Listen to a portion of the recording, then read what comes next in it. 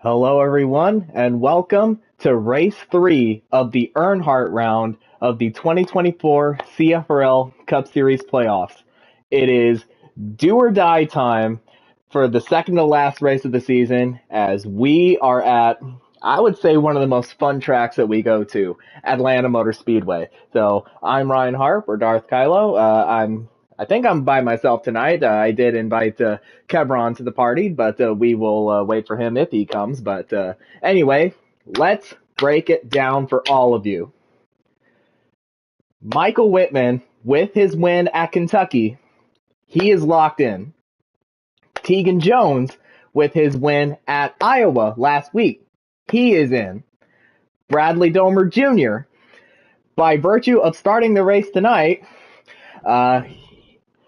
he will lock himself in on points. And I did hear Kevin Hall join us. So how are you doing tonight? And how's it feel to be back in the booth? Ryan Harp, good to be back in the booth, man. Great to be with you. Sorry I'm late to the party, but, we got an exciting race here coming up at Atlanta. I heard you were talking about Michael Whitman winning his way into the championship playoffs there at the Kentucky. Tegan last week. We got a bunch of guys that, they can come out here, win, in surprising fashion here in Atlanta, depending on how they got their setup. And staying in the draft. Draft is definitely going to be very important tonight, ain't it? Yeah, the other thing that's going to be very important tonight is tires. Atlanta is one of the most, if not the most, tire-hungry track that we go to. So how do you think these drivers, especially the playoff drivers on or below the cut line, going to have to manage that tonight? Balance. That's going to be the key to this whole race. Whether you think you got the fastest car or not, balance is key. You can have the fastest lap times, but if you don't have that balance right with your tires and you're having a short pit because of where you're wearing them out faster, it could dictate how you're going to finish at the end of the race, depending on, the pace of how the others are racing for the lead around you. And tonight, it cannot be out of balance for those that are trying to win or to at least get in to the championship playoffs next week. Yeah, and I believe we can go ahead and join in. But let's go ahead and discuss the cut line. Now, Michael Fox holds the final transfer spot as he is 8 points above that cut line. He is hanging on by a thread as Ryan Parsons and Kamal Wright, they're 8 and 15 points below the cut line. They're kind of breathing down his neck, but more so Parsons. And Wright, he pretty much has to win tonight in order to lock himself in.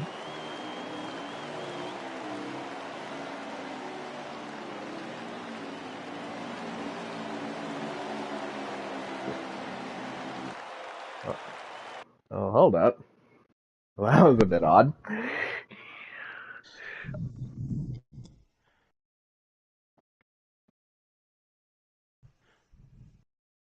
Yeah, Ryan, sorry for the delay, but yeah, it is definitely crucial for the likes of Ryan Parsons and, Kamal Wright, the first two that are out Mine Killer has a heck of a season, has definitely had a car fast enough to deserve to be in the Final Four, but he has got to keep his head right and, again, find that balance. Make sure your balance is already intact, because if you do not have that balance, you're going to, kick yourself out of the championship playoffs potentially. So with Bradley Domer Jr. on the pole, and of course starting tonight, he is locked in on points, and he has chosen the outside for the start of the race. So Whitman, Jones, and Domer Jr. are in. But who will join them as they hit the Geico restart zone? Now go get that final spot in the championship four, boys. Came out and said, "Fucking idiot." Marty, did you see what we did? We did something that nobody else could do. Yeah, right. Except for the first 3 or 4 races last year were won by non-playoff drivers. I think that was 2 years ago, but yeah, when it was like Jones, Busher, Bubba, and they won the whole roster. Sorry. I'll get the call, Spencer. Sorry, Ryan. Spencer, You're good. You're good. You're good. You're good. You're good. Yep.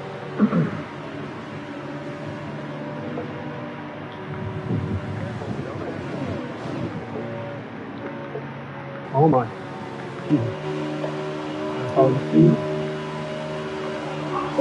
Shit, I got so tight. Like I was going to kill Ryan. I'm glad I got out the gas. I was going to hit you. My car still can't turn from practice. There we go. I have not been able to get to the fucking bottom yet. Holy shit. You're good. You're good. Thank you. Damn it. Now just follow the leader for the next 58 laps. I don't think so. Not up here. I'm just kidding. Yeah, I'm just kidding. Eventually everybody else starts chasing up. Damn, I cannot suck up. That's your I'm getting special dragged, suck down, but I baby. cannot get up there. Oh, sorry, Ryan, train. Well, the two that are fighting for the last spot are right in front of me, right? Ryan. Well, part two of it. of them. Three of them, yeah. Wow, three. Wow, Ryan's behind. I was more worried about the others. So 5 laps in, and it is Bradley Domer Jr. still leading, but look at who's running in third. That is the 10 of Kamal Wright. Now, he did start second on the inside of Bradley. He did lose the spot on the start, but he's still running in a very good position to try and capitalize on some very good stage points. But as you see, all right off the bat, the 42 is in between him and the lead. That 42 staying ahead of the 10 of Kamal Wright, especially the 14 of Ryan Parsons here. He's definitely in the way of them two trying to make their way into the final spot in the championship playoff. Of course, Parsons currently running in 6th and about to make a move on Michael Whitman to get himself into the top 5. He easily makes a dive to the bottom there in turns 3, makes the move there to get past Michael Whitman there for 5th position, sitting behind Michael's teammate JB. Of course, Jared Haw, he's running in 4th. And I believe this is his first race in the playoffs since the first round. He had a very good chance to go up there and challenge these guys, but ultimately it was his 2 missed races in the first round that ultimately did him in. And folks, don't kid yourself. You do not see Tegan up here for probably a good reason. Tegan always starts at Atlanta somewhere around mid to lower back half of the racing pack here, and has not currently, I think he just actually cracked the top 10. Yeah, he's up here, up in 9th actually, I believe. But, you know, this is quintessential Tegan Jones. Do not count this cat out. You know that there's a reason why he's got over 100 wins in this CFRL league. And, you know, he's going to come with a head of steam here after they get their pit setups in. And that right there is one of the cats that you want to keep your eye on as far as where the balance is found. He's had this balance of the racetrack figured out for many seasons now. So keep an eye on that 4 here later on in this race to march his way up to the front. And currently he is in the top 10 as he's running in 10th after starting 13th. He did not set a time in qualifying. He actually aborted his qualifying lap. But, yeah, and of course he won last week at Iowa, the 100% race last week. So he doesn't really have to worry about points or anything like that tonight because he's already locked into the championship 4. So he could just, you know, go out there and ride around a little bit. But since it is Tegan Jones, he's definitely not complacent with just riding around. He wants to go up there and challenge these guys for the win. And you heard him last week's interview talking about where it was his final oval circuit to complete a win in. So all he has left are the road courses. So this cat has accomplished so much in this league, 100-plus wins. All the oval circuits have been won now at least one time, and all he has his eyes set on is the road courses. But in the meantime, he's got his eyes set on that championship next week. Yeah, and he's trying to go for his 4th Cup Series championship, which is going to be a huge deal if he can pull it off. But look at Michael Fox now. He's starting to drop back. He's almost outside the top 10 now. Yeah, he's getting shuffled back quite a bit there with that inside freight train lining up there. And just, Michael Fox and Tegan Jones got a little bit happy with the doors there. Don't know if that was intentional or if they hit a little bump and they just kind of magnetized towards each other. But these two cats right here, the most unique rivalry that you would ever know in this league between the 4 and the 42 there. It just amazes me every week when these two cats get around each other. What at least gets said from one to the other, just from frustrations and, just the anticipation of knowing that they're probably going to get into each other for whatever reason. And while you were saying that, we just had a pass for the lead as Kamal Wright takes the top spot. Man, I don't know if you see that on y'all's cameras or not, folks. That 4 and 42 are beating each other's doors up, trying to figure out how to stay up above the top 10 line there in front of S'mores. And so with Kamal Wright officially taking the lead, it's Bradley Domer Jr. in a sandwich between the two cutoff guys, Wright and Parsons, but looks like Jared Haw, he's wanted to make his presence felt. The 48 of Bradley here, that, he's locked in as far as points-wise go, but when it comes to getting that win, he would rather win and have at least, just that guaranteed opportunity to get into next week's race rather than just being content finishing second on back. Yeah, he's definitely wanting to get, a guaranteed lock into the championship 4. And he's going to try to make a move on Kamal Wright to pass him back for the lead. I don't know if it's as much of that, though, Ryan, or if he's more content with just riding back here, saving his tires. Yeah, that's a very good point, too. But he is still glued to the back bumper of that 10 car. Absolutely, with the two teammates behind him of the 88 of Jared Hall and the 9 of Michael Whitman. Their other teammates in the 24 car, James Iaconelli, hasn't been racing since the final race of the regular season. So,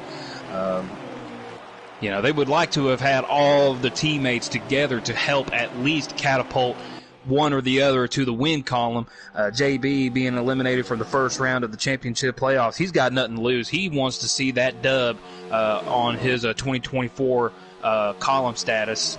He doesn't mind taking that win away from Bradley if he has to, even though Bradley is, like I said, technically locked into the points.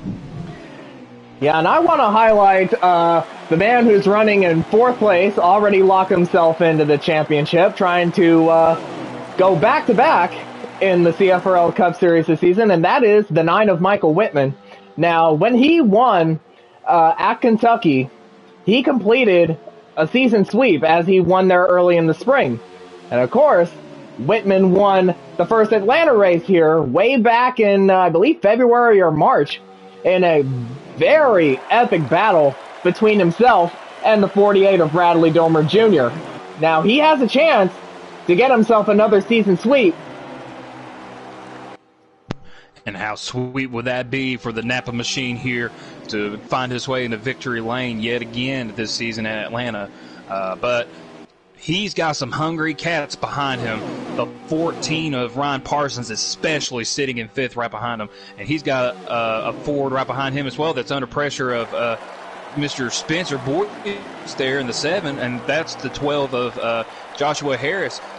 Josh, he's one of those silent cats you just kind of don't really think about in the races like Atlanta. This type of racetrack fits his character so well when it comes to balance and speed. If he is up there around the top 5 and with the leaders just like he is right now, granted it's early in the race right now, but if he's in the same position later on in this race, do not count out the 12th machine from having a chance to steal the victory here tonight. And as they cross the line to take lap 23, we have 19 laps to go in the stage, as the stage is from lap 41 to 42. Yeah, I ain't gonna lie, I don't remember when they were practicing. I wasn't around, but I was trying to remember how long the setup is that they can go on tires and fuel it. 2 times wear, as always, here in the CFRL Cup Series. But Bradley, look at him taking the lead and actually just led that lap right there. Bradley taking the lead back. And now Kamal Wright might end up getting shuffled back. Kamal definitely in a sucker hole, so to speak, here. Granted, he's got that outside lane where, the 14 of Parsons dives underneath Mikeman here to get underneath Mikeman's teammate, JB, or to get behind him, to try to help catapult him in front of Kamal Harris. So it's Hendrick and Haas from 2nd, 3rd, 4th, and 5th. And they're pretty much mismatched right now. Absolutely, and that is not Kamal Harris, by the way, folks. That is Kamal Wright.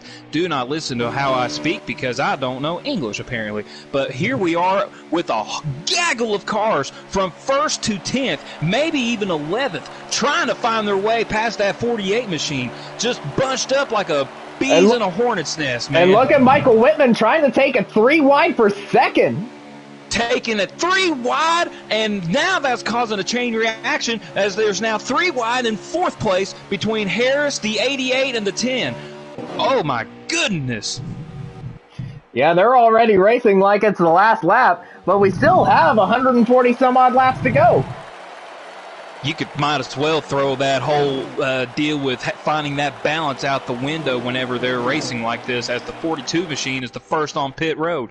And green flag pit stops have started, and the 43 of Matt Connors follows them in. The 43, the 42, 88 of JB touched the wall there in the front stretch when they were coming out of that trial, or the quad oval area, fell all the way to the end of this lead pack here, trying to battle against Spencer. It looks like Spencer, Kamal, pretty much the lead pack right here is going to pit now. Yeah, Bradley pits from the lead. And That'll both Parsons and Wright follow. Yes, sir. That will hand the lead to, I believe that's Mr. Michael Whitman here in the 9 Napa machine. But, of course, he's going to start thinking about coming into the pits. Between him, Kamal, Tegan Jones, and I believe that the 88 and JB he's coming in. Should come in. They're all, the top 4 are coming in.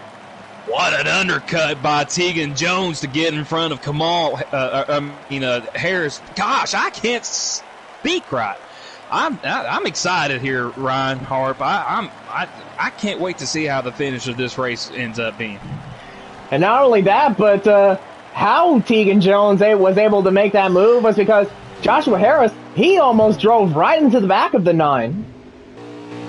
And he had to take evasive action. Transition. Absolutely. Yeah, and Whitman took a bit of a higher arc going into the pits, making sure that he doesn't mess up his entry. He just barely beats Tegan out of pit row. More likely the 48, the 14, and the rest are going to pass them up here coming out of turns 1 and 2. We'll see how that one lap of difference in tires will make between the front pack that is now passing up Michael Whitman and Tegan Jones. And Bradley Domer Jr. Bradley Domer Jr. has retaken the lead. Yeah, I got a little dicey there between the 9 and the 4, trying to figure out how they were going to blend up to keep the draft here for the front pack leaders here. They've got a little bit of help with the 2 of S'mores here to try to contact between the 9 and the 4. Yeah, Tegan made a late move there going into turns 1. Got some contact made under the 9 of Michael Whitman. That shoves him back all the way to S'mores. S'mores is going to help push him, though. And, of course, Tegan Jones, he had one of the fastest, if not the fastest car when we were here in the spring, but a speeding penalty ultimately sent him to the back. And he definitely does not want a repeat of that tonight, even though he's already locked in. Not only is he already locked in, this cat right here knows his way around Atlanta, as mentioned before. And now that he's got his pit setup in, he's already cracked the top 5. The move he made on Mikeman here, sending him to 5th place, still within the draft of the 42 and the 10 of Kamal Wright. They are going to get together and will soon eventually catch up to the 48 of Bradley and the 14 of Ryan Parsons. So far, Tegan Jones is also the biggest mover of the race, as he has gained 8 spots from his starting position. Now, of course, he started 13th by virtue of not setting a time in qualifying and aborting his qualifying lap. But Tegan. A little more contact between the 4 and the 42. Yeah, as you were saying that, Tegan really ran Michael Fox up the racetrack there going into turn 3. Had the position on him already, but was not giving him a chance to get any kind of side draft on him. Ran him up the track there in turn 3 into the transition of turn 4, and now setting his sights on 3rd place. Yeah, and that's his teammate, Kamal Wright. He's making the move for 3rd. Just like that, folks. We got a ball game. Tegan Jones to 3rd. And now make that 10 spots. I think he might take the stage win here. He's on the move, folks. He's going underneath 14 of Ryan. He cleanly gets by him for 2nd. And now he's on Bradley's back bumper for the lead. I don't know if his strategy is to push Bradley as far away from this front pack or not, if he's able to. And if it is, he probably will do that and then try to make the move on Bradley. He's definitely got the fastest setup right now. So he makes the move! Yeah, or he could just make the move right now, and he's underneath Bradley for the lead. And he clears him. Or not quite yet. And now he clears him. Yeah, that was an incredible march to the front right there, just with that little bit of laps that he done it. Just like that, Bradley getting shoved back to almost 3rd now because of Ryan Parsons getting underneath him and the 10 of Kamal Wright. From 13th to the lead in 35 laps. Ooh, the 10 and the 14 made just a little bit of contact, and you see how high up on the groove that shoved the 14 up. Now he's about to lose positions to the Hendrick Motorsports teammates of Bradley and Michael Whitman. Yeah, there's definitely no love between the two Stewart-Haas teammates right now, as they're fighting for a spot in the Championship 4. As you see, Michael Whitman didn't hold his momentum quick enough to be able to close that gap between him and Bradley, allowing the 14 to squeeze in between him and his teammate there. So he's going to stay in 5th in the meantime.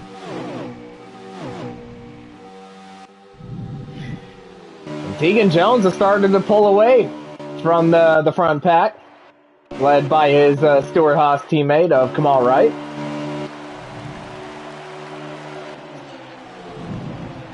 So yeah, he's definitely flying out there now. Just by himself. And it don't matter if it's a lap of difference of tires or not, folks. The fact that he is able to pull away by himself, no draft help, from 2nd place, his teammate Kamal Wright, with having 3 cars behind Kamal to try to help push him up to sucker up to the back bumper of the Ford machine, is just a testament of how strong that Ford Busch Light machine is. And we now have 3 laps to go in the stage. Just too tight. The team just cannot hold that momentum on the bottom, even with all that help behind him. You saw how high up he drifted up the racetrack, almost touching the wall. They're staying with Tegan Jones, but I just don't think they have enough momentum with the 4 of them pushing each other together to get to the 4 to try to make any chance happening of stealing the stage wins. We now cross the line of 2 to go. 2 laps to go in the stage, and that means the pits are closed.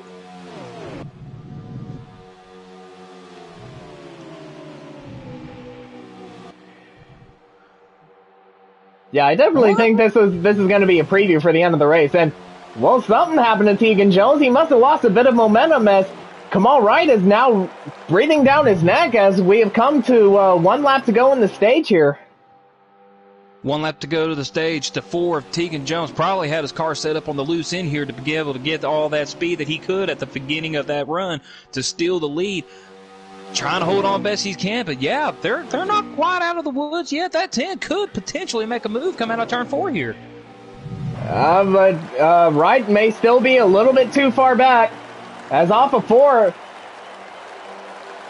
And it's Tegan Jones just barely gets the stage win.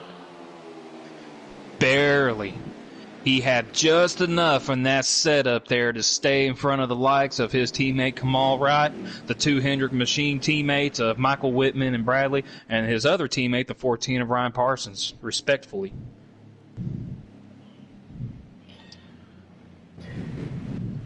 And as they're lining up here, I believe the stage results are Tegan Jones with the win, Kamal Wright second, Bradley Domer Jr. third, Ryan Parsons 4th, Michael Whitman 5th, Cameron Morris 6th, Michael Fox 7th.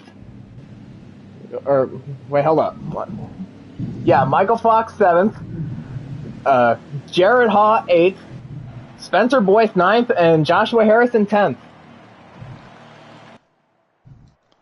And we got one car slowing down on the apron in turn 1 and 2, and that is Kevin Williams in the 3. Of course, he was actually the first car to make a pit stop under the green flag. And of course, he did have the first stall, but since he's still out on track, we'll go to the next car in line, and that is the 48 of Bradley Domer Jr., who has the second pit stall. So we'll use that as a reference to see who wins the race off of pit road. Yeah, the 6 of Remix here, our Hall of Famer, is helping pushing the 3 to pit stall here. Word I'm getting is that the 3 car missed getting into pit road whenever he was about to run out of fuel, ultimately causing him to run out the way you see him right here, right now. So that's the reason for the 3 being out of fuel the way he is. And Tegan Jones gets the race off of pit road. And Bradley Domer Jr. gaining a spot. Being right behind him in second. Shift right there. Yes, sir. Yeah, that's going to be a big momentum shift because,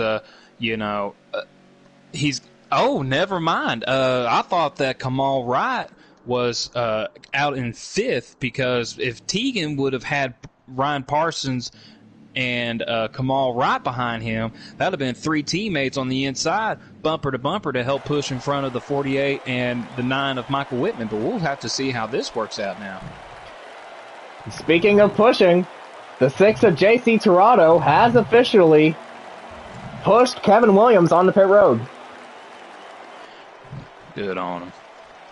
I'm not really too sure if they're going to restart the race here for the second stage or not, depending on the remixes and KLW's conditions here.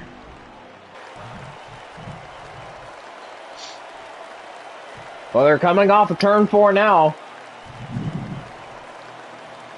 And they're actually, it looks like a couple of them are actually coming back on the pit road. And Kamal Wright is the first of those cars in. So, based on the situation between KLW running out of fuel and them having to run an extra lap around the racetrack, it's going to allow a lot of these cats right here that probably don't have as good a fuel economy as the others to be able to top off here and get a little bit of an extra lap jump on everybody else. Not a bad move, honestly. Now, Kamal Wright was a surprise to me because he's already up here, in the top 5. You would have thought that maybe he could have just hung out behind his teammates and saved fuel that way instead of going into pit road and topping off. But we'll see how this strategy plays out for him. And he will be restarting in 10th. And a lot of folks probably watching this thinking, well, if he's restarting 10th, he shouldn't have a problem getting up here in the top 5. Atlanta provides the biggest surprises that you would never expect. He could be sitting back here in 10th and have the potential of getting here in the top 5 within the next lap. But if somebody wrecks in front of him, that's all it takes to cut that momentum all the way from the 10 of Kamal Wright here and his hopes of winning his way into the championship playoffs. And as we're getting ready to start our final stage, Tegan Jones has chosen the outside for the restart, and Bradley Domer Jr. right alongside him in second. And as they come off of 4 into the Geico restart zone, it is time to crank it up. I have to slam the brakes on that. Fucking slamming it here. Oh, my nipple itches. Oh my lord. I'm gonna get I'm staying way up here, out of the way. fucking god. Okay. Goes EX. Holy shit. Oh, Oh my god, I'm scared. I'm good. Dick CX. Holy shit. No playoff awareness. damn it. I'm just. Holy shit. Did DX. I see what I thought I did on that restart? I mean, god damn it. What? I see what I thought I did on that restart. You did good. No, I did didn't good, know, but Brad. I thought I saw something, a move that I was surprised to see behind me. Oh, baby. I didn't Roll, see it. roll, I've seen a move roll, that Tootsie was roll. not really playoff friendly. No. Yeah. And they're technically team. What slide are you on, Spence? I'm on a 6. Okay, holy fuck. Okay, well, I'm Good just luck. wondering. So I'm not gonna go under you. Oh, I tried to check up for scores. I went up the middle on the backstretch, and I thought that was going to be a wreck. I ain't gonna lie. Yeah, I thought it was going to be a wreck. Thank you, Oh Bradley. my Yeah. god.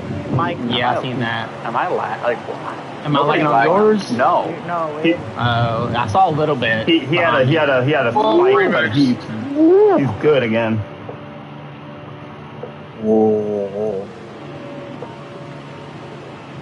I wonder who has the fastest lap this race because I just turned my fastest. 29-1. Beautiful fucking move. Oh, okay. I haven't hit a 1. You're in a 2. Get that sniff, come on. I had 27 as well. That's Get that little snifferoo. Dude's already back up in 4th. 5th. So Jones is still out front, but there's a new guy running in second, and that is the 9 of Michael Whitman. And just like that, folks, the 10 of Kamal Wright is up here in 5th as well. There was a near collision as everybody scattered 3 wide, just about 4 wide, right off the bat, trying to keep from wrecking into each other. Incredible job by the entirety of everybody here racing in this pack from wrecking each other.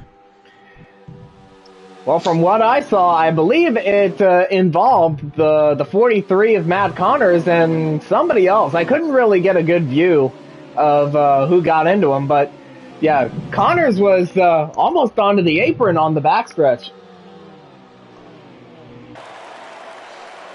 Yeah, right now, Matt Connors, he's leading that second lead pack right here with only 4 cars to tow with him, or 3 cars to tow with him, between the 12 of Kamal Wright, the 12 of Joshua Harris. Why am I doing this? The 17 of Incog, or Anthony Peters, and the 7 of Spencer Boyce. I'm going to stop talking and let you broadcast the rest of the race here. Well, are you sure? No, I was just saying, like, I just can't speak. It's just, this race is so exciting, man. Everybody just bouncing off of each other, trying to make the moves they can to pass one another. You know, a lot at stake here, especially with the top 6 in points. They're all locked in here pretty much within the top 5. Top 6, actually, as Michael Fox is sitting here in 6th behind Kamal Wright. As a matter of fact, Ryan Parsons, finishing 4th in that stage, was able to gain about, I think it's 3 points on Michael Fox. So he went from being 8 below the cut line to, I think, 5 below the cut line now. So we're going to have to see how this pans out and where they finish, respectfully. Pretty much Kamal Wright, though, he has to win his way in no matter what now, just based on where everybody else finished in that stage. So now for Parsons, his point situation just got a little bit easier. But pretty much all that has to happen is for Fox to lose 6 spots, and Parsons is in. But of course, that's easier said than done because it's Michael Fox, and he's usually one of the more consistent drivers in the Cup Series. Absolutely. Sneaky Fox, man. You can never rule that cat out, because once you do, then all of a sudden he's up there trying to take the win away from you. Tegan Jones can attest to that, as well as a few others, just based on strategy races rather than, he may not be able to beat you on speed, but when it comes to strategy, that cat's got it in the bag, man. Yeah, but he'll definitely beat you on speed on the road courses. As well as Bradley Domer Jr., as they are our 2 road course ringers of the 2024 Cup Series season. Oh, yeah, absolutely. Now, it surprises me, talking about road course ringers just real quick, that the 7 of Spencer Boyce didn't capitalize on as many road course races that we've been to as what we've seen. He was able to nab that win right off the bat at the beginning of the season. Just not really been able to capitalize on all the other road courses, though, finishing, maybe I think at best 3rd after that win, but, just Spencer Boyce, man, got to keep that head on straight. Of course, he got that win at Canadian Tire, which was our very first road course race of the season. So it's pretty shocking that he didn't really capitalize on the other opportunities at the other road courses. Absolutely. I'm liking, though, now that we're looking at this front pack right here, Ryan, I really like where Parsons is at. Sitting there in 4th, buying his time, saving his fuel, saving his tires, staying with the likes of his teammate, Tegan Jones. Because that right there is going to play an important factor as long as he can stay ahead of Kamal right now. Kamal sitting in 5th, doing the same thing, I'm sure. He's pretty much in the catbird seat as well. These 2 cats right here at the end of this race is going to battle it out for the win, permitting that, if something, happens to Tegan Jones like what happened last Atlanta race where he committed a speeding penalty. And as you mentioned, right, he was one of the cars that came down pit road a 2nd time under caution to top off, so he has a 1-lap fuel advantage over the rest of the field. Yes, sir. And he makes Ryan think, man, should I have went down and try to top off on fuel as well, knowing now that my teammates got a lap of better fuel mileage than what I've got. But here comes Michael Whitman all of a sudden making a pass for the lead. And he will lead that lap. Yeah, but he hasn't cleared Jones yet, and now he does. So Michael Whitman, the winner of the spring race here, has taken the lead. I have no idea if Tegan got tight or if Michael just had that good of a run and was just making a move right there at the right time. Not often you see that Ford Tegan Jones getting passed under the likes of Atlanta Motor Speedway here. Well, of course, the other possibility could be there might have been a little bit of the use of the chrome horn. That could be it, too. I don't have my ears on the chat party to hear if that's what happened or not, but based on your lack of reaction, because I know you've got your ears on them, I don't think anything's happened. Well, of course, I do have Whitman's stream up, so I can go ahead and get a look here at the replay. So, yeah, he definitely got the run coming off of turn 2. I think he just got, I think it was a result of that run off of turn 2. He just got the momentum and was able to get underneath Jones. And there you go. Put the 9 Napa machine of Michael Whitman to the lead, followed by Tegan Jones here in 2nd, his teammate Bradley in 3rd, Tegan's teammates, 14 of Ryan Parsons and the 10 of Kamal Wright, respectively, and 4th and 5th position. So it's pretty much Hendrick Haas in the top 4. And not only that, they've got Hendrick teammate in the 88 of Jared Hall sitting back here behind Michael Fox, and I believe that's 7th? Yes, 7th place. Now, he can definitely be a factor in how the championship playoffs look, depending on how he helps out his teammates here. You know, the likes of passing Michael Fox means that's one more position that Ryan Parsons can gain on Michael Fox, permitting that Ryan doesn't move up any higher than where he's at right now. But it still won't be enough to slingshot past Michael Fox just on points alone to be able to lock himself into the championship playoff. Of course, that 14 wants to win just as much as the 10 does. Winless. That's something that he hates. When you talk to him about this 2024 season and you say the word winless, put it right next to his name, and he's about to throw a monkey wrench at you. He wants that win next to his name in the 2024 column, and that's talking about the 14 of Ryan Parsons right here. All of his other teammates, the 10 of Kamal Wright, the 4 of Tegan Jones, and even the 41 of Wessel, even though he's not racing tonight. David Wessel's got to win this season. He's the only Stewart-Haas Racing teammate that has yet to win this season, and he wants to change that tonight. And as you were saying that, Michael Fox just got around Kamal Wright for 5th. Not what 14 wants to see. Definitely not what the 10 wants to see. I tell you what, Harp, permitting that, you know, they stay like this right here, even going through green flag pit sequence, this is going to be some drama unfolding right here. Yeah, and they should be coming down pit road within the next few laps.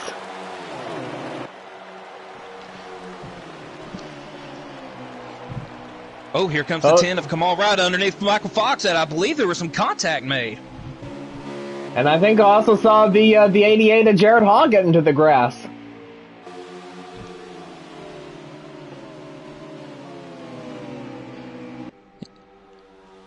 Yeah, that 88 did not have the momentum there through turns 1 and 2 to try to suck up to the 10 of Kamal Wright to pass Michael Fox, thus helping further out Ryan Parsons gain another point on Michael Fox. So Michael's just about in a I've got to win situation no matter what. Even if he feels comfortable right there, he's going to have to start making moves eventually. He don't have to do it right now. I don't think it's time to sound the alarm yet. But that 14, if he's going to try to at least get into the championship playoffs instead of winning, he's going to have to work some magic right here. Yeah, he might try his luck on the green flag pit stops as there's still a couple laps out from that. And while we're still on the 14 of Parsons, do not speed. He's been caught speeding several times, has robbed him of potential wins this season on more than one occasion. This race right here cannot have a mistake in it whatsoever. It definitely could be the deciding factor. Well, it looks like we got some guys now starting to come to pit road. Yeah, the leaders are coming in. The 9, the 4, the 48, and the 42 are all in. And Fox gets into the wall. Yeah, the 42 about rammed right through the back of the 48 of Bradley right there. Hit the side wall to avoid him. Unfortunate break for him because now he's got to have to repair some damage. Potential championship implications for the 42 of Michael Fox. As everybody else now is coming into pit road. And now the 14, the 10, the 88, and the 2 are all in.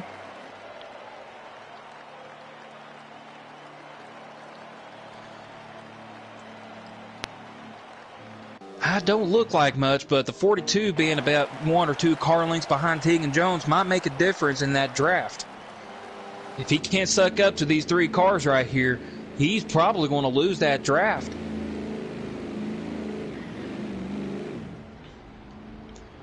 And I'm going to be looking at Parsons on his pit stop. Just to see.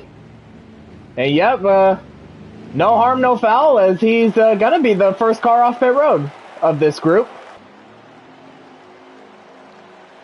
So thankfully he didn't speed.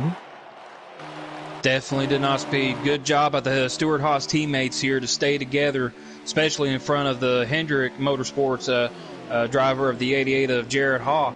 Now, S'mores, he's a sneaky little fox, too. He's been sticking around this front lead pack here just about the entirety of the second stage. And, you know, if he sucks up to the draft right here, too, he'll stay with them. He could be another cat in a factor here to try to win tonight. The pits have cycled out, and Michael Whitman has retaken the lead. And right behind him is Bradley Domer Jr. Now, of course, the last time we were here, these two had a very entertaining battle to watch in the final laps of the race. And as much as they want to settle the score from that entertaining battle from last race here, they want to work together to get as far away from that 4 of Tegan Jones as they can before Tegan gets sucked up to the 10 and the 14 Stewart Haas machines. It won't register Parsons, but Hart. But when it comes to even just 2 cars, it may not seem like you're getting a draft off of each other, but I'm telling you, you do get a little bit of a draft, even though it doesn't register on your screen. And Parsons is running in 5th. Yep, Michael Fox here in 7th, right there behind JB. He's got 1 car in front of him and 3 cars behind him. So, of course, if they can just hook up like this, then they'll definitely be able to catch Tegan. Definitely can, but I'm telling you, that 42 is tight. He's not able to suck up to the 88 of JB, and that's causing S'mores to fall back too. S'mores, oh my goodness, S'mores is not happy with him. Of course, Cameron Morris currently running in 8th. Oh, Brian Parsons making a move on his teammate Kamal Wright. That's going to let JB follow. So now put Parsons up to 4th. Even with the 2 Hendrick teammates helping each other out, Tegan Jones is just ever so barely closing in on him.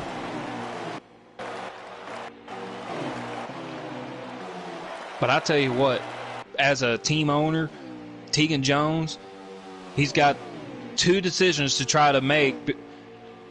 The first decision is, should I stick with the leaders and try to get my win here at Atlanta that I've always been really good at? Or should I go and drop back and try to let my teammate, the 14 of Ryan Parsons and the 10 of Kamal Wright, despite having a Hendrick car in between them two, suck up behind him so they can get a draft to try to catch up to the leaders? You know, it is hard calling team orders when you're the one that's calling the shots.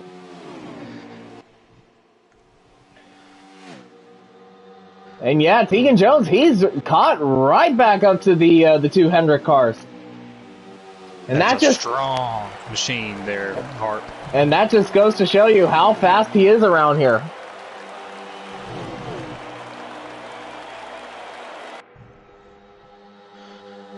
Man, I'm telling you, he gets sucked up to these 2 teammates right here. His counterparts are the 14 of Ryan Parsons and the 10 of Kamal Wright. Just about all but eliminates their chances of trying to suck up to them because they won't have the betterment of the draft help compared to those 3. You know, 3 versus 3, but if you got the 3 faster cars up there ahead of the slower 3 cars, Parsons is in trouble. And look at Jones trying to make a move on the outside for second. Of course, that didn't work, so he tucks back in line. He's going to split these 2 cats up if he has the opportunity, though. That 48 was trying to... He wasn't peeking to try to pass Michael Whitman here going into turns 1 and 2. He was staying a little bit on the lower end of that entry compared to his teammate Michael Whitman to try to defend Tegan from making a pass. They're not careful. Tegan's going to split him up, and he's going to take the lead. Yeah, he will definitely make you pay.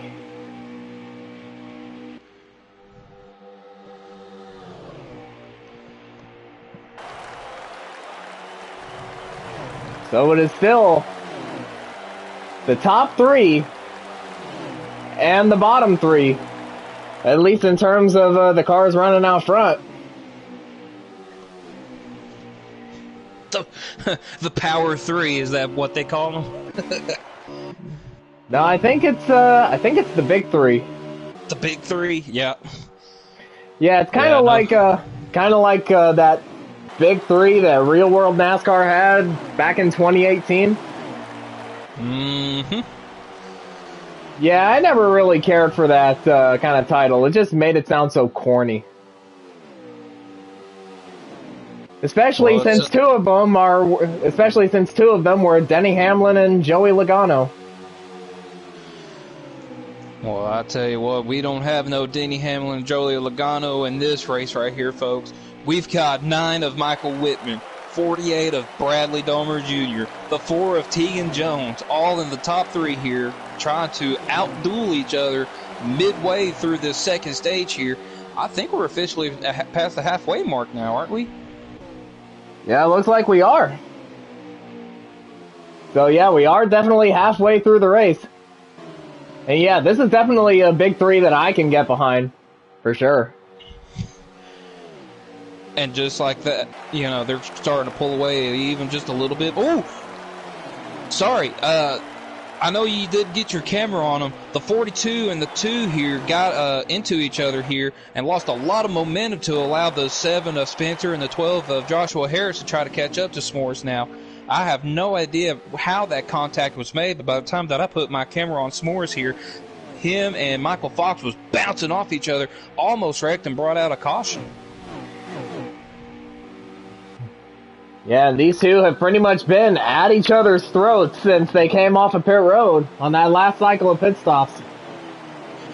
Yeah, and 2 was definitely not... No, go ahead, sorry. Do you think that this could end up costing Michael Fox in the long run? Probably not, as long as he's... if he stays smart, I don't think he's in a bad position where he can still make it in on points, permitting that Ryan doesn't finish any better than 4th right here. But I'll tell you what, though, he's not making friends with the 2 of Cameron Morris, though. Cameron was pretty mad at the 42 for holding him back the way that he did when they came off of pit road. And there he goes. Yep. Yeah, realizing what had happened earlier, he's just going to let the 2 of S'mores go, but the damage is done as far as S'mores' case in trying to take a win tonight. So, gain another point for Ryan Parsons.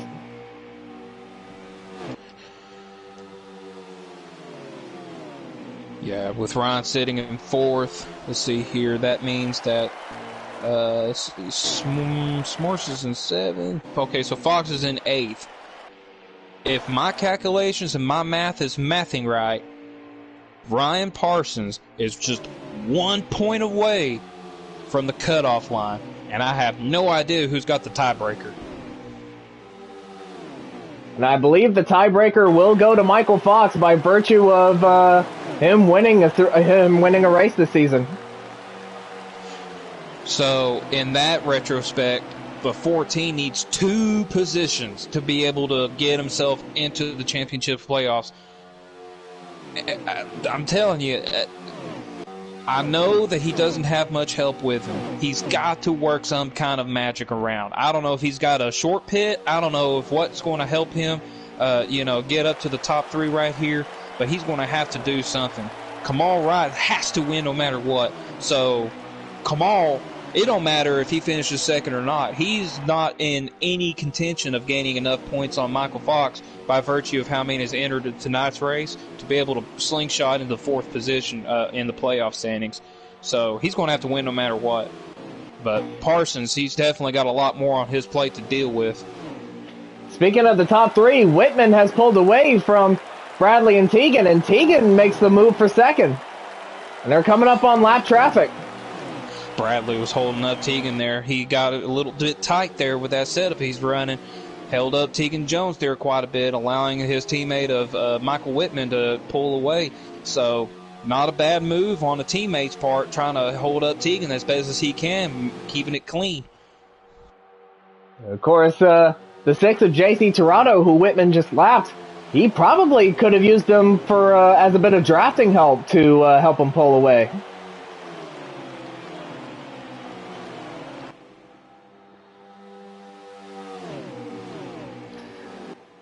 the phone. Did Mind Killer go to pit, or did something happen to him? No, he's still on the track. I don't think he's up here in 8th position because he's fallen way back. Something's happened to him. I think I might actually leave Whitman's stream and pull up Fox's stream for a little bit to see what happened. Meanwhile, the 12 of Harris is going to pit road. Unless Michael Fox went to pit without us realizing it, Harrison is the only one that right now has started the next segment of green flag pit stops. Still waiting to see what happened here. Oh, wait, I see it. Oh, he got a bump from Spencer Boyce. He got in the wall and he just lost it. And he just smacked the inside wall and spun around. So, if you're Ryan Parsons, I would definitely be feeling a little bit better about my point situation. Right now, in virtue of that predicament, he has the advancing position to the championship playoffs.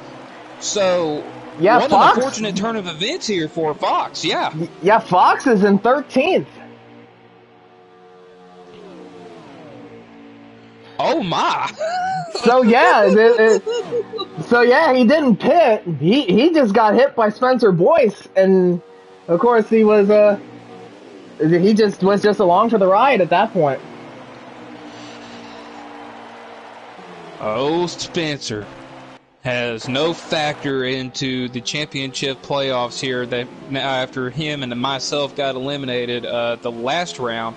And yet somehow made an implication by hitting the 42 of Michael Fox up into the wall, causing Ryan Parsons to now have the advancing position to get into the playoffs next week, or the championship next week. And the leader, Michael Whitman, has come onto pit road, so give the lead now to Tegan Jones. So yeah, he'll definitely be coming in next lap for sure. Yeah, he can't afford to lose that draft. Now, don't get me wrong, he was able to catch up to them cats, but the further back you are, the more you have to wear them tires out, and that'll lose speed in the long run, which is not what you want to do here. Golly, a lot of guys come in here. We've got Bradley, we got Jones Michael, is in. we got Parsons. Teagan coming in, and Parsons. All the Hendrick teammates that came in together. All the Stewart-Haas teammates came in together. No, I'm sorry, Kamal Wright pitted at least 1 or 2 laps prior. So let's see how Kamal Wright comes out in virtue of where he'll end up next to these leaders. Right now, the 9, the 48, and the 88 are coming out of pit road. I don't see. There's Kamal. Yeah, he's going to get a little bit of a jump. He's coming off of turn 2. Yeah, come on. He got a great run on Bradley and JC Tirado. What a move. Bradley trying to stay ahead of the lap down car of JC Tirado, and I don't think Bradley saw Kamal coming as fast as he did. I mean, he came quick. And now Michael Whitman is passing up Teagan and Ryan Parsons here, and that's going to allow Kamal Wright to slingshot past his teammates as well. Yeah, there you go. That worked out good for him.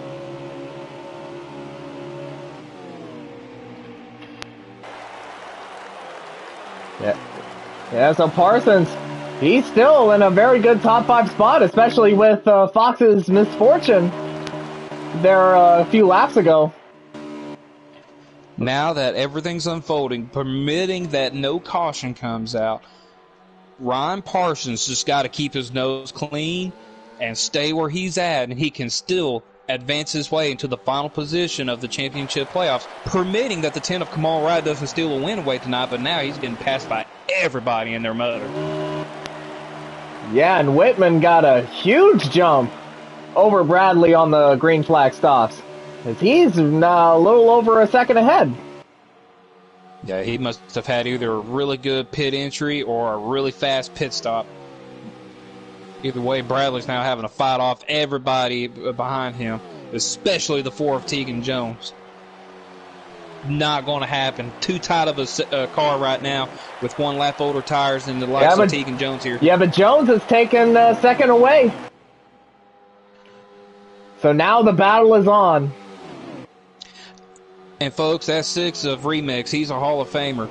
He's not in the lead lap. Right now, he's a lap down, so he is not sitting in 4th. Currently in 4th is Ryan Parsons. But I'm telling you, he's got a pretty fast car. Holding on to the likes of Bradley and Tegan here. He's going to let Ryan Parsons go by, which is a wise move since he's not really any factor in this lead pack right here. But, you know, if Remix can get a caution and get back on the lead lap with the virtue of Lucky Dog, he might have a little bit of something for these cats here, depending on how well he's holding the speed.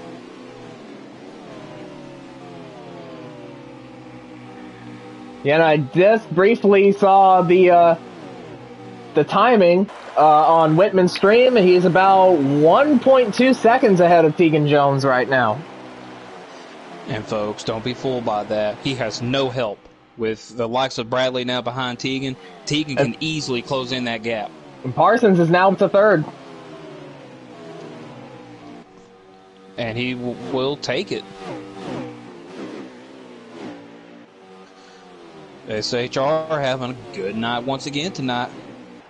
Respectfully with Tegan in 2nd, Parsons in 3rd, and looks like Kamal Wright's now back in 6th. Yep. Yeah, Kamal Wright in 6th place now. He's the one that's needing some magic to happen to him. Right now, that 14 is Tegan's best friend as far as getting up there to the lead. You know, now that Bradley's behind Parsons, now, you know, Bradley, he's holding pretty good here behind Parsons' bumper. Probably using that draft to help save on fuel as well as tires. It's hard to save on tires, though, on that type of speed, but that fuel can definitely help out as well. You know, it's amazing. Every time we go into a race like this here, Harp, where the Stewart-Haas team and the Hendrick teams are always around each other in the top 5, top 6, top 7, no matter what given week and what type of racetrack we're at. This is just a cool thing to see here, man. Yeah, and the lead is now down to 0.8 of a second, and it's only going to get smaller from there. Yeah, the 14 sucked up now behind his team owner of Tegan Jones here. Bradley, he has no choice but to suck up behind the 14 and help out with the draft as well to catch up to his teammate, Michael Whitman. Yeah, we still have, I believe they're going to be coming to 56 laps to go. Plenty of time. Plenty of laps to, to allow the likes of the 10 of Kamal Wright to try to steal a win, depending on how this strategy works out for him. But right now, the way he's fading back fast, not looking too good for him. But another thing that could definitely help out his case is a caution. But of course, with everybody, with a lot of these guys all spread out, I don't think one's going to be coming anytime soon. And for those wondering about Michael Fox's situation, the leader's now crossing the start-finish line. Michael Fox, he is just now going into turns 3, so he's at least 3/4 of a lap down. So he's got a lot of work to try to catch up within these next 50-plus laps to try to get his way back into contention of advancing into the championship playoffs. He definitely needs a caution in order to get back up there at this rate.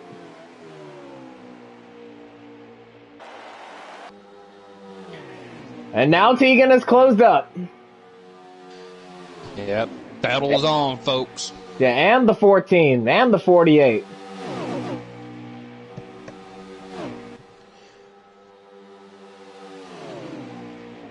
With a lap older tires, Michael Whitman is going to have to do everything right to try to hold back those 2 Stewart-Haas teammates right there. I think that they can even pass him on the outside. It looks like that's what Tegan's trying to do right here. Yeah, but not enough momentum up top. So he's just going to tuck back in line. Now, with the way they were battling, Bradley definitely could have had an opportunity to try to split up the Stewart-Haas Racing teammates here, but he doesn't have the momentum off the corners like he has, or his teammates do to try to split them up. But I don't know if he's just being conservative or if he just has that tight of a setup. But Bradley, he needs to do whatever he can to try to split up the Stewart-Haas Racing teammates here to try to get himself back in contention of trying to win. Granted, we're only 50 laps to go, but anything can happen at this given race. Ooh, Teagan got tight. Yeah, just a little bit tight in those corners. But it hasn't really affected his speed too much. He's still right there. Yeah, he sucked right back up to the Napa machine of Michael Whitman here. Michael holding on to that yellow line as long as he can to keep that momentum coming off of turn 2 here, stay ahead of Teagan Jones. Does an excellent job right here. But I'm telling you, those lap-of-older tires is going to make a big difference here if he's not too careful. They have really broken away from 5th place Jared Haw. Oh, poor Jared. He's on a little island of his own.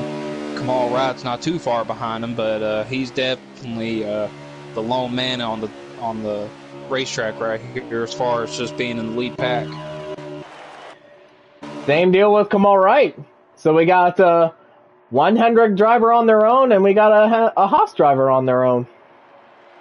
Yeah, and as mentioned before, Remix is a lap down, so he doesn't really have a factor in this except helping Kamal with a little bit of bump drafting, but 2 cars ain't really going to cut the biscuit on that just yet.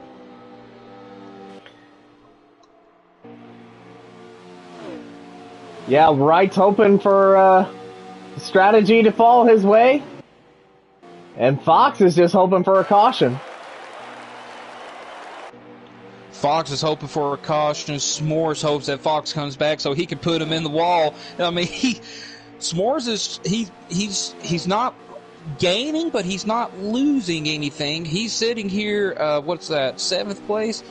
Yeah, 7th place here with Spencer. Spencer is the reason again why Michael Fox had that mishap of falling all the way back to now allowing Parsons to, as of right now, have the advancing position for the championship playoffs next week. Now that 7's helping out the 2 of Cameron Morris here to try to catch up to the likes of Kamal Wright and the lap-down machine of Remix. So 2 championship rivals from the midweek series this season are trying to help each other out. I bet you that came out of left field pretty quick. And I'm telling you, I've not really heard a whole lot of spat out of the 7's radio here. Keeping his head cool. No, he's not up here in the top 5, but he's definitely got a decent opportunity here to get a solid top 5 finish if he plays his card right. And it looks like JB just went to pit road. Yeah, Kamal Wright. Yeah, not the Kamal 88. Wright, Joshua Harris. The 88 of Jared Haw and Joshua Harris, they're the first cars on pit road. And this is definitely not the last round of green flag pit stops, as I believe there's going to be 2 or more stops before this thing's all said and done. Yeah, JB easily goes the lap down here as the top 4 blows right by him.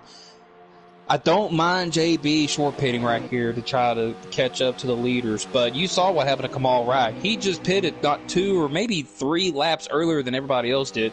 Yes, he was able to gain all of that time back and get up there in the top 3, and then he easily lost all of that time falling back with that much older tires than everybody else. So we'll see how this plays out for JB, but I'm not really too big of a fan of this early pitting like the way he just done compared to Kamal Wright. Oh, Kamal Wright's in now. Yep, Wright is in. Spencer's just now leaving pit.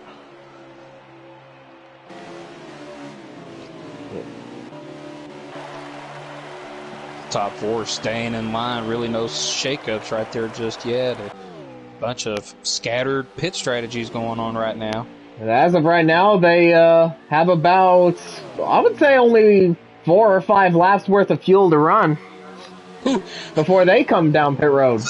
The 42 just gave a shot to Spencer here right before he got to pit road, showing his displeasure from earlier's incident. 42 and the 43 now down to pit road as the top four still stay in line. The Morris is in as well.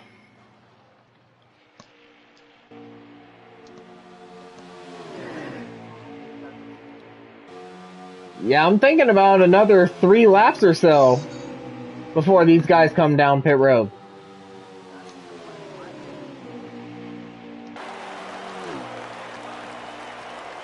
Oh, what's the talk about a black flag? I just heard that over the radio.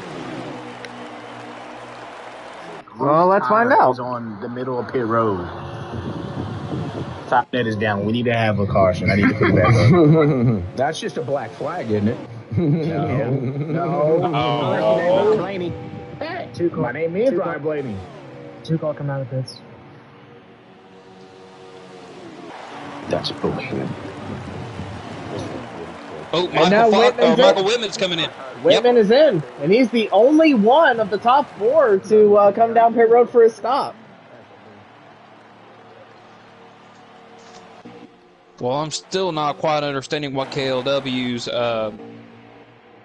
little lobbying's about, but yeah, Michael Whitman, the lone wolf in the top 4 coming into pit road right here. We'll see how this shakes up for his sake.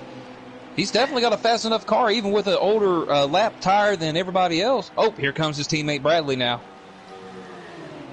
Of course, and I just saw on the stream, he only has about 28 laps of fuel to use on this stint. We have like 41 or 40 laps to go. So yeah, these guys are going to have to make one more pit stop. And knowing Michael Whitman, he's going to try to split it. And I'm telling you, if Tegan and Ryan thinks about taking a 2-tire stop and trying to short pit that way and overtaking the field strategy in such a point, they're going to kill themselves, because there is no way on 2 tires that they will hold that momentum in front of the likes of 4 tires, no matter how new those 2 tires are. The 4 and the 14 are in. Yeah, okay. I was about to say, if they go out any longer, they're definitely going to lose a lot of time. And even with having fresher tires, it's hard to gain that time back, because now you can essentially consider Bradley and Michael Whitman to be back together in tops 2 by the time that Tegan and Ryan Parsons come out of pit. And Whitman has gotten out in front of Bradley, and it's a pretty big gap over him as Whitman gets around Kevin Williams to put him a lap down.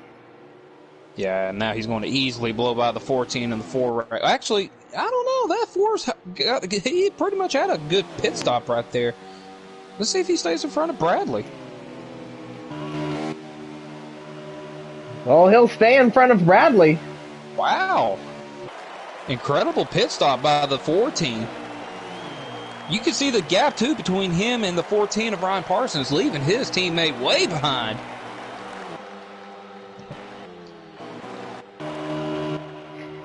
And now the 14 is pretty much all by his lonesome. But as we already talked about, as long as he just holds that position and keeps his nose clean, that 42 doesn't have a good chance of passing any other cars here, permitting that nobody lags out or caution comes out. So that 14 is sitting in the catbird seat as far as making his way into championship playoffs still. And the 42 is currently running in 10th. So he has gained a few spots since his incident.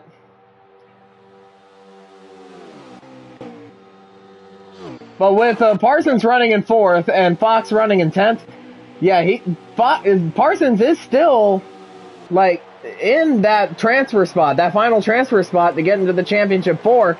It's just a very slim margin. Yeah, maybe a couple of points at best. And as you just stated earlier too, Harp, the 42's got the tiebreaker. Parsons cannot afford to lose any positions whatsoever. But looking at the 42 of my killer from my screen, there's nobody in front of him. In fact, there's somebody behind him, and that is the 17 of Anthony Peters. Yeah, that's for so a battle for 10th right here. I don't believe Anthony went a lap down any at all this race. He's having a pretty decent little run here.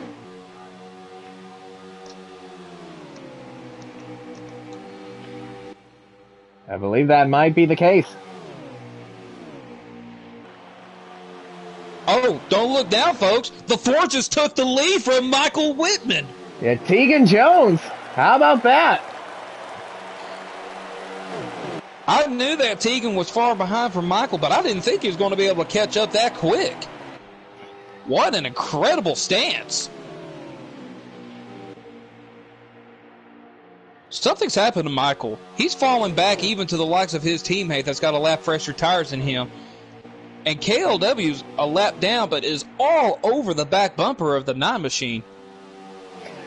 Sounds like he might be a little too tight.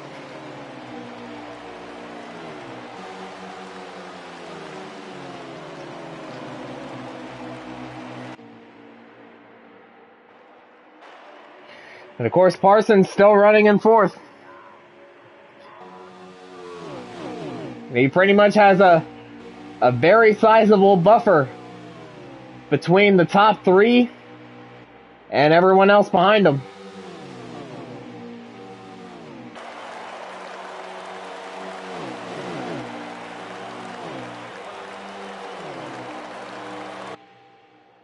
And this has to play out in Tegan's favor because now that he's got this lead and is pulling away quite a bit here by the laps that goes by. If even Michael Whitman was to split this right here and try to pit with 20 laps to go, all Tegan's got to do is just pit right there a lap ahead of him. Michael still won't have the advantage to be able to slingshot past Tegan from pit stops, and Tegan will have a lap fresher tires and ultimately can seal this win, permitting no caution comes out. And now Bradley Domer Jr. is trying to get around Kevin Williams, and he does.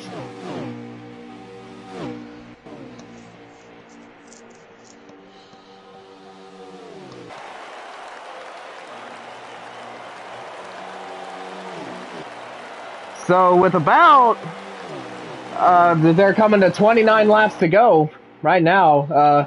At this point, it's pretty much a fight between Tegan Jones, Michael Whitman, and Bradley Domer Jr. The winner of this race is going to be one of the top 3. Well, barring any any cautions or any other sort of mistakes that these guys have. In any case, Ryan Parsons cannot afford to speed going down the pit road. He's got nothing to lose. If he takes it conservatively and loses at least 2 seconds to the like of the 5th place driver right here, he will still stay well ahead of him in 4th position. He's got to play this smart. Yeah, we'll definitely keep an eye on him as they come up to the money stop here, which should be in about 10 or so laps, I believe. Roughly 15 more laps. Yeah, depending on how these guys want to split up the pit strategies here with those that want to take 2 tires that are a little bit further back, they've got nothing to lose. And how funny is it, respectively, I say, Tegan Jones in 1st, Michael Whitman 2nd, Bradley has locked himself virtue by points in 3rd, and the one spot left to have anybody advance into the championship playoff or race next week is Ryan Parsons in 4th. That's a funny little lineup right there. Yeah, the top 4 in points are the top 4 in the race. And in order. In order. Yeah, in order. Well, yeah. Well, I mean, I believe with Whitman winning the first race of the Earnhardt round, he does have the top spot. But yeah, pretty much it's the top 4 pretty much running on track as they are in points right now. Well, regular season points, maybe. But playoff points, oh yeah. Yeah, and, you know, looking back here, I believe this is a battle for 5th between the 10 and the 88. But I think these two right here are just pushing each other around, trying to get up here to the lead pack as best as they can. But I think they are far too back and out of time to make anything happen. Kamal in 5th and Jared Hall in 6th. And I believe... Okay, I think that is Spencer in 7th, followed by S'mores in 8th. And Kamal Wright's in. Yep. Looks like he's gonna try the short pit.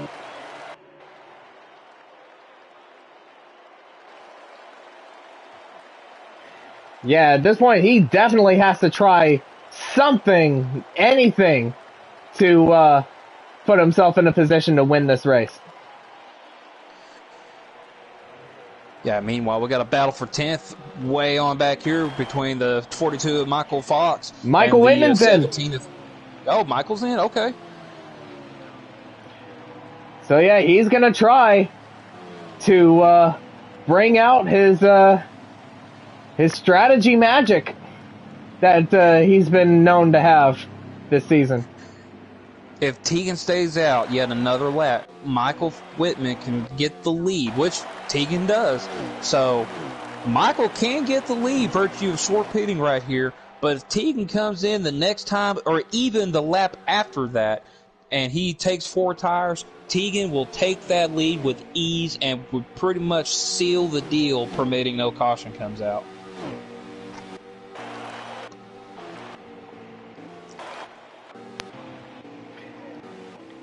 And Whitman is out. Coming off turn 2, and he's now on the backstretch. So, yeah, I believe he definitely took 2 tires on that stop. I don't know. I think he had a really good pit stop because Kevin Williams came out behind him, you know, kind of pretty much in the same pace of gap compared to when they went to pit road. And Jones still stays out. I'm telling you, Jones, yes, he can definitely catch up with ease, you know, if he takes 4 tires, but he cannot stay out and then take 2 tires. He would just, it would be a death wish if he was to do that. And yeah, Whitman took 4. And his teammate Bradley still staying out, currently in 2nd. Barely holding on to it, though, because he was getting pretty tight off of turns 2. And now the 14 is coming up here, closing in the gap. As you see the 43, a lap down, going into pit road. The 14 and the 48 closing the gap here for 2nd. Just a little bit at a time. And, of course, he has Joshua Harris behind him, who just came off of pit road, so he definitely has the fresher tires. Now, of course, this is not for position, but seeing a lap-down car who just came out of the pits like gain up on you like that, I would definitely say, yeah, it's time to come in. Yep. And sure enough, he's coming in. So Bradley is in. Yeah, Parsons and Tegan still staying out.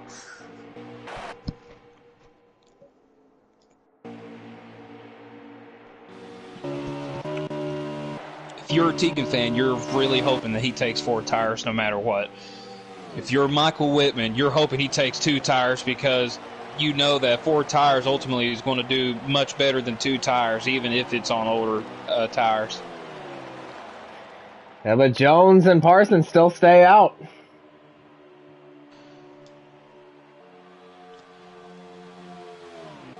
And you see Kamal right in between. Oh, Kamal. Oh my gosh, Kevin, stop. It's Joshua Harris and the 12 machine. What is your problem tonight? He's sitting technically 2 laps down behind Tegan Jones where he had went to pit road earlier. I think he's going to have to pit one more time. But, you know, he's not in 2nd. He's at least 2 laps down. But, yeah, the Stuart Haas teammates up here, the 4 of Tegan Jones and the 14 of Parsons, they're going to stick it out as long as they can. And now that I'm thinking about it, Hart, it's not really a bad deal because let's say a caution did come out, they would have had everybody a lap down. And now Fox just came out of the pits.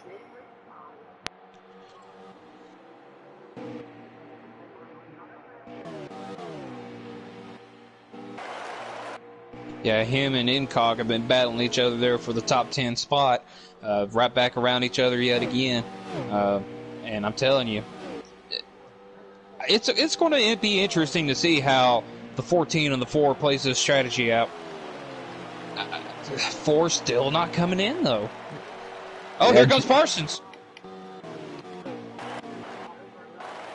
Yeah, Brian Parsons is in.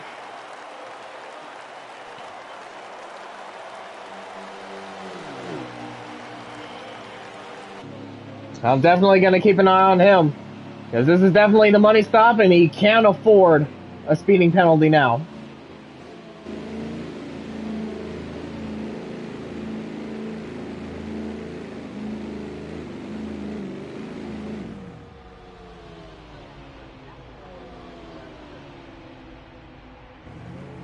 And he's out. He took 4 tires. Yeah, he took 4 tires. Let's see, where is his teammate Tegan? Tegan's in pit. So Tegan Jones has now officially come in. So we'll definitely see how it shakes out here. As Whitman has unlapped himself and he's currently in second. Yeah, Tegan took 4 tires now as well. Tegan's definitely going to have the advantage to gain over Michael Whitman here.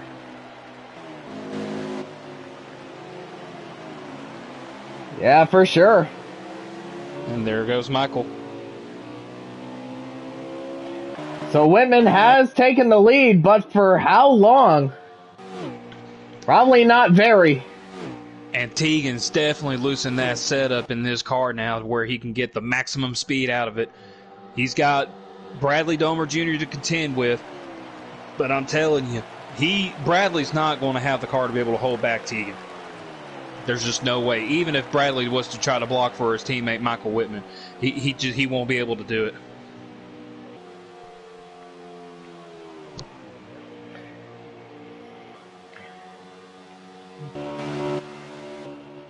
But of course, there is a lap car between him and Tegan, and that is the 3 of Kevin Williams. Yeah, I say Kevin, he'll definitely dive on down out of the way. And we now stay have clear of the leaders here. And we now have 10 laps to go.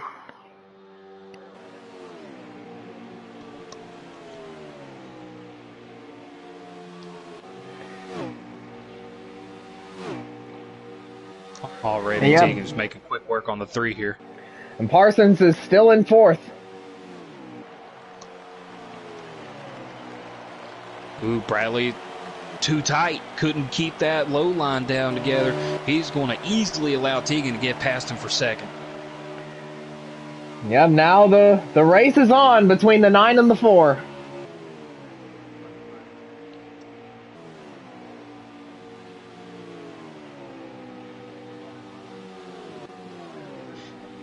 And as they said, points-wise, the championship Final Four is still Tegan, Mikeman, Bradley, and Ryan Parsons. Now we have 8 laps to go. And Tegan is closing in fast.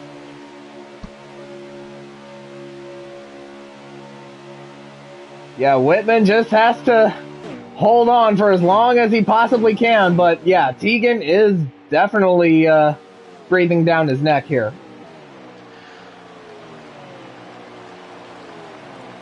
Just a quarter line up above the yellow line there. Oh yeah. 3 and 4. Oh yeah, he's just about there now. Yeah. Yeah, he's at least a full second behind now. Probably have closed in less than that just within that turns 1 and 2 alone.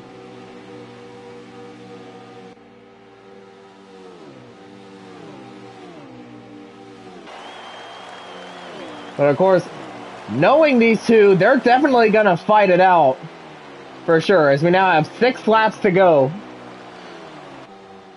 Yeah, and these two already got a win. They've got nothing to lose. They're locked in. No matter where they finish or if they even finish this race, they're still first and second in the championship playoffs starting next week on even points. So they couldn't care less if they wreck each other out. They're coming up on lap traffic, and it's the 17 of Anthony Peters. And Tegan's there. Right on the back bumper, making the move up high. 5 laps to go, no more cautions. Yeah, Michael's not even putting up a fight on the inside here. He's going. Ooh, Tegan's keeping it tight on him, though. Maybe some contact there. Side by side down the back. Whitman trying to hang on. Looks like there may be more contact. 4 to go. Tegan led it that time. There's contact there, and there's more contact there. There's contact there. Again. Whitman's forcing him up high. So Whitman involved in another epic battle here in Atlanta in the closing laps. And Whitman hangs on to the lead for now. For now, at least. Tegan's coming down. Here comes Tegan on the inside. He's forcing him into the grass. 3 to go. He gives Michael a shot. Michael stays ahead. I think Tegan's going to give him a shot if he wants to win this race. Oh, he's on the inside now. He's got him now. Yep. Contact! Whitman in the wall. So I did say he was going to give him a shot. Yeah, he wasn't going to let him go without a tire mark on that side door there of the Busch Light machine. 2 laps to go. And this is pretty much Tegan's race now.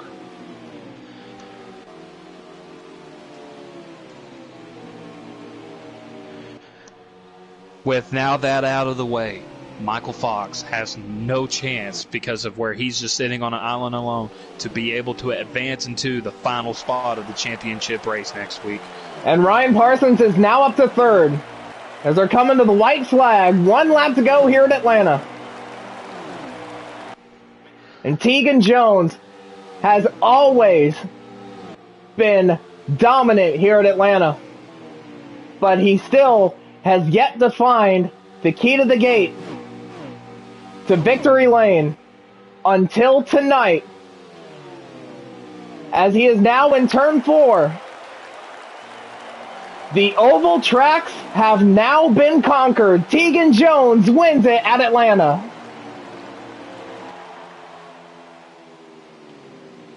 And your final 4 competing for a championship next week at Homestead Miami Speedway. Tegan Jones, Michael Whitman, Bradley Domer Jr., and Ryan Parsons. Unofficially, but I don't want to get too ahead of myself here. But I'm pretty sure. But yeah, Michael Fox finished in 10th. Yeah, unless they find nitrous in the 14 machine here, I don't believe that they're going to take that away from him and let Michael Fox into the Final 4. So that's a pretty much set deal. And win number 15 this season for the 4 team of Tegan Jones. Crazy how he said quite a few interviews ago that it's not the case of him slowing down. It's everyone else catching up to him in terms of how competitive this league has been. But with 15 wins on the season, you're definitely still one of, if not the most dominant driver in the Cup Series to date. We'll see who got the fastest lap here. And it is Kamal Wright that got the fastest lap with a 29.1. Yeah, but to no avail, given that, he had to win to get in. Tough break for the 42 of Mind Killer, getting involved with that incident with Spencer Boyce there. Knocked himself out of playoff, or the championship contention ultimately. Man. And so, we shall get your race winner, Tegan Jones in here, because I'm sure he definitely has something to say about the race tonight. Oh, absolutely. Harp, if you don't care about it, I'll let you have the interviews, man. I'm going to run on out of here. All right, fine with me. All right, man. Hey, thank you for letting me hop in the booth and commentating with you, buddy. Sorry for the little moments, but it was fun watching the race with you, man. Well, of course, I'm glad you had fun watching it. Yes, sir. We'll see you next week, buddy. Yep, same here.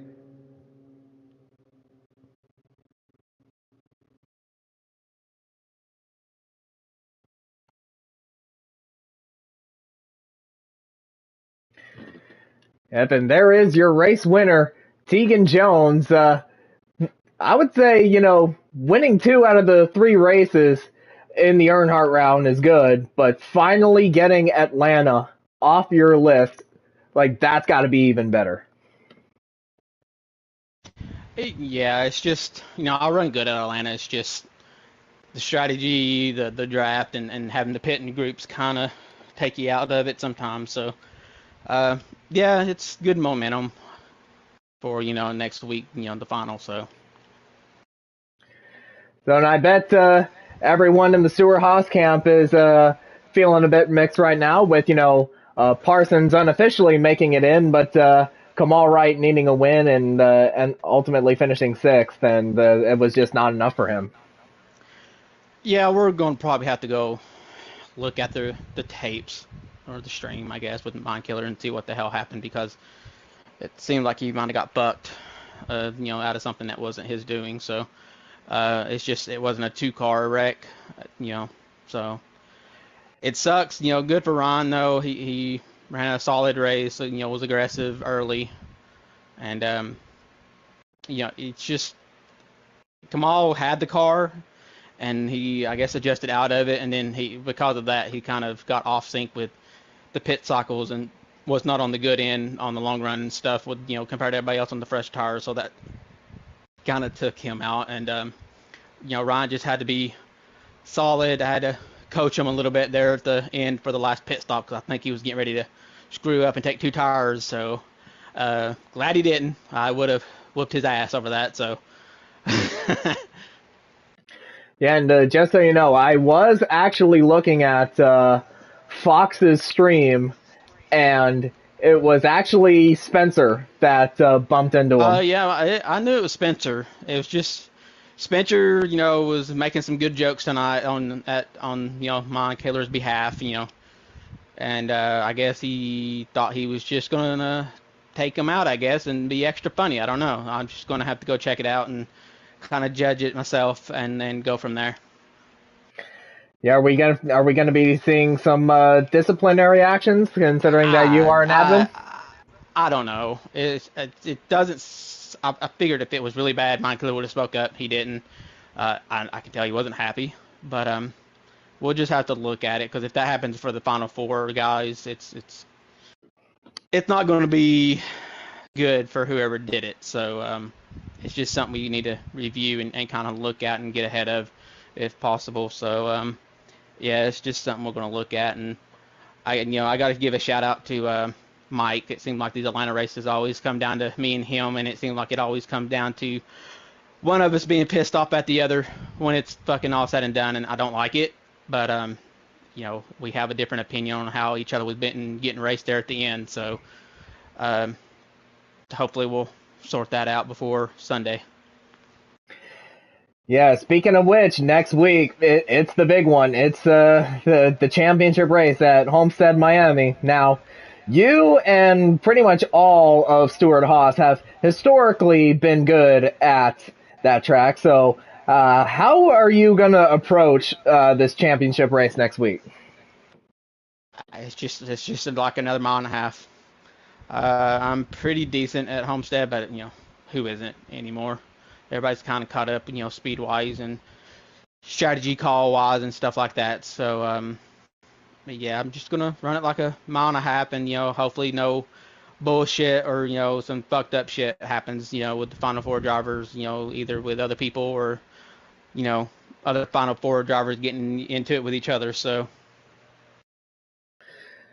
Yeah, this is going to be what I kind of said before the midweek season finale. It's going to be a no holds barred street fight, and well, we can't wait for that. But congrats on your win tonight, and we'll see you next week for the season finale. Thanks for broadcasting. It looks like you might have did it on your own. So actually, sorry about that. Actually, Kevron was in here commentating the race with me, but he had to leave before the interview started. So. Oh, okay. Well, that's good then. All right, well, thanks for doing it then to both of you. Yeah, of course.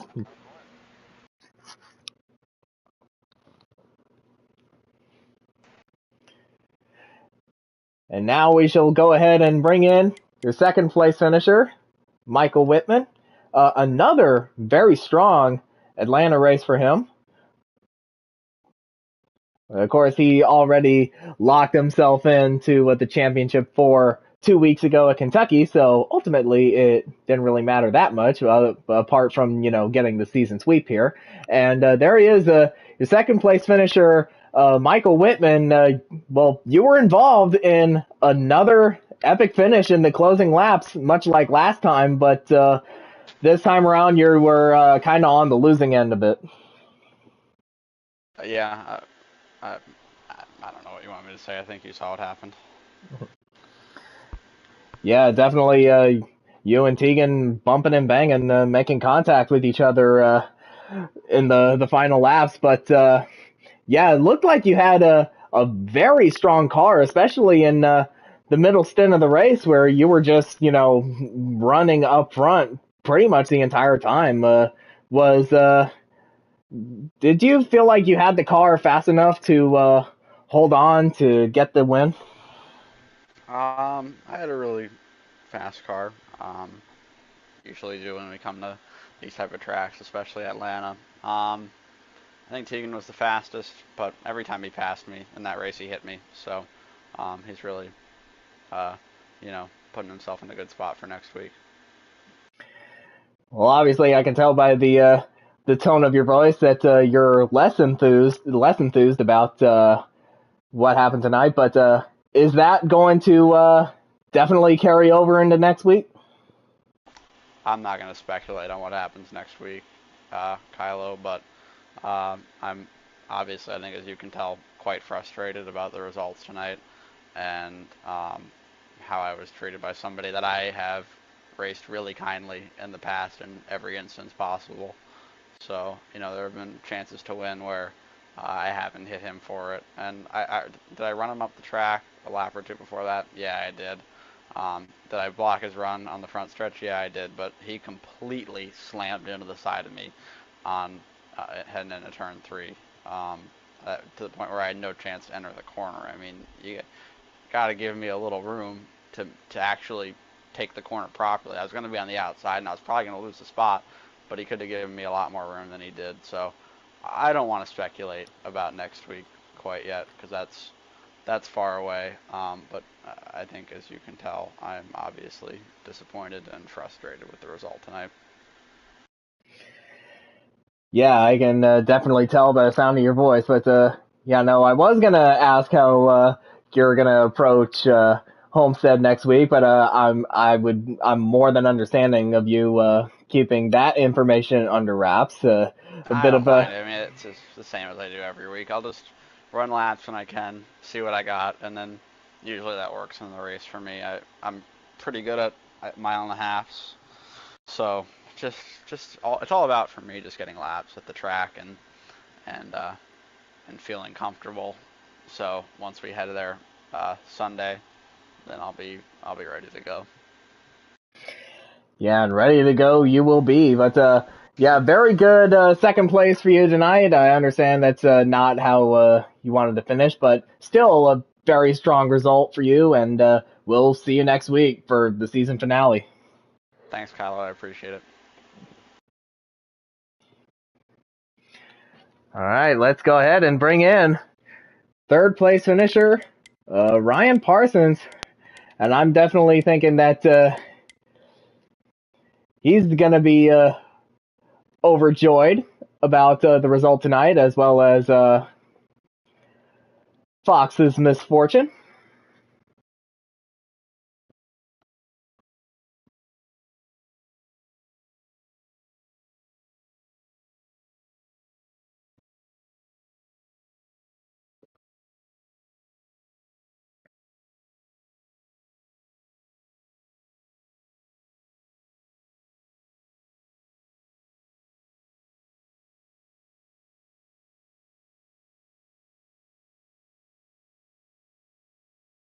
And there he is, your third place finisher, Ryan Parsons. Now, entering tonight, you were 8 points below the cut line. But with your very strong result in the first stage and Michael Fox getting dumped by Spencer, like, how does it feel that unofficially you're going to be competing for a championship now? Man, does luck fall my way. I mean, I feel bad for Mind Killer, especially because that's not how I wanted to get in. But, I'm extremely happy to be in and fighting for a championship. It's kind of been, I was hoping it would be last year to fight because that was a better year to me.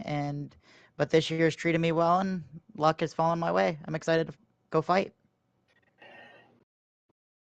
Yeah, of course, with you and Tegan both making it in, are you still going to be, doing the whole teammate thing, or it's a championship race that it's just going to be thrown out the window? I expect it probably to be thrown out the window. I wouldn't be surprised if he helps me here and there, but he's gonna keep everything to himself. It's a championship race, and everyone's gonna be fighting for it. And it's every man for himself. I don't know how Hendrick's gonna do it, but I feel like it's gonna be an every man for themselves kind of thing. Now, upon hearing Michael Fox and then the stuff that happened to him involving Spencer Boyce, like, what was your plan knowing like all of that shit went down? Oh, as soon as I knew that went down, it's called do not make any mistake. One mistake and you're out. And I was able to make no mistakes. I was close on my last pit stop because I sent it in a little harder than I probably should have, but I thankfully made it and I'm in. I mean, it's just crazy to think. Now, of course, we do have Homestead to close out the season, and Yep. you have won there in the past. So, what like what game plan from that race can you apply to the championship race next week? Hopefully the same plan. I mean, that was probably my best race that I've ever raced, especially with it being a mile and a half win. I just think I just got to stick to the game plan I had last year, and that's just be nice and smooth through the track and be there at the end, and hopefully I can do it. Well, from being 8 points below to fighting for a championship, but congratulations on your third place tonight, and we'll see you next week for the season finale at Homestead. Much appreciated. Thank you, Kylo. Of course.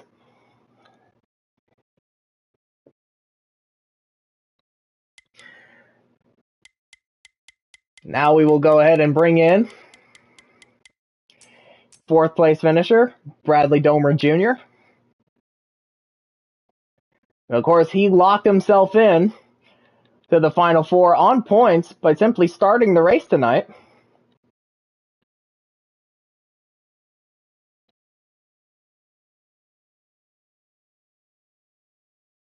But I'm sure he wanted to go out there and get himself that win to guarantee himself a spot. And there he is, your fourth place finisher, Bradley Domer Jr. So by virtue of starting tonight, you locked yourself in to the championship four on points. Knowing that, were you still going to go out there and fight like hell to get the win to guarantee your spot? Yeah, I don't go out there just to run laps every week. I go out there to win. But it's a mile and a half. I can't win on these things for to save my life. I don't know that I need to do. So I got a lot of ground to make up for next week at Homestead. I can finish top 5, top 3, maybe even second at these mile and a half. I just can't close the deal at these things. I don't know what I need to do. But try to run some practice laps this week and hopefully go out there and win and not finish third or fourth in a championship like I do every year. Yeah, but going back to this race tonight, was there like anything that you could have done in order to either get around Mike or Tegan to hopefully get that win tonight? I'll probably add rocket fuel to my car. Besides that, I was just way too tight all night. I felt fine in practice, felt fine at the beginning of the race, but as the race went on, I made one slight adjustment to help my right rear, and it was gone from there. But car felt way different from the first race there this year. Probably should have won the first race there this year, but had some incidents happen, and finishing second. But of course, we do have Homestead next week. Of course, it's a mile and a half, and I know that you're still looking to win on those mile and a halves. But what are you gonna try to do in terms of making sure that you do get that win? I don't know. I need to get a lot of laps in. I don't know what to do. It's not that I suck at them. It's just I'm not as consistent or as fast on, like, I would say, like the middle part of the run when it comes to Tegan and Mike. That's where I struggle at. I tend to be even with them. I lose ground towards the middle, and then I equal back out with them. I just need to figure out what I need to do in the middle of that run to be able to stay with them or just pull away. Now Homestead is a good track for me, but it's also a good track for the 14. It's a good track for Mike, and it's a good track for Tegan. It should be a good battle for the championship 4. Hopefully we don't have anyone mess up someone's chances at a championship like someone did last night. I mean, not last night, tonight. Just because he thought it was cool and thought it was funny. It's not funny. But it is what it is. Moving on next week. Hopefully I can finally get that mile and a half win that's eluded me my whole entire fucking career. Well, it's definitely going to be a fight to the end, but congratulations on your 4th place finish tonight, and you're advancing to the championship 4, and we'll see you next week for the finale at Homestead. I think this is like my 7th time, so hopefully the 7th time's the charm. I don't know, but we'll see.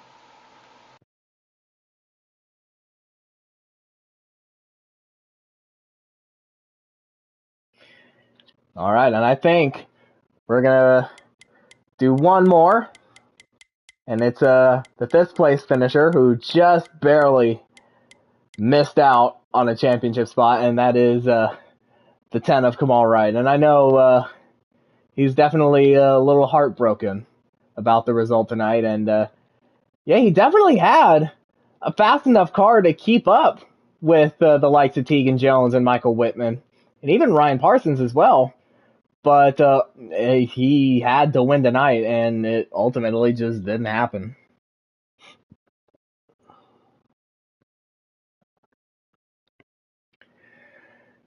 And there he is, your 5th place finisher, Kamal Wright. Yeah, sadly, you had to win tonight, but it was just not meant to be, unfortunately. Man. The car just lost speed. That's all I can say. It lost speed in the middle of the race. So, struggle. Yeah, and especially, in the early part of the race, you had a fast enough car to keep up with the likes of, Tegan Jones and Michael Whitman and even Ryan Parsons, your teammate. So, was there anything that you could have done to, keep that speed up, especially in the middle part of the race where you were slow, like you said? Never made that adjustment that I did. I made a bad adjustment somewhere, and it caused the car to drive a little different. But yeah, of course, going into Homestead next week, you have 2 of your teammates in Tegan Jones and Ryan Parsons both making it in. So with you, no longer in the championship hunt. Are you going to be the one that's going to play the teammate role? And if so, and it comes down to the end of the race, like, who are you going to choose to help out to try to get that championship? To be honest, I'm going for the win for this race. I don't really care what's going on with them. Yeah, definitely. Even though you were eliminated, you're definitely still showing the confidence to go out there and go out for the win. But yeah, congratulations on a very good top 5 finish. Ultimately, it was not enough to make it into the championship round, but we'll see you next week at Homestead.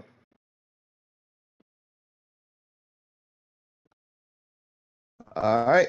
Thank you.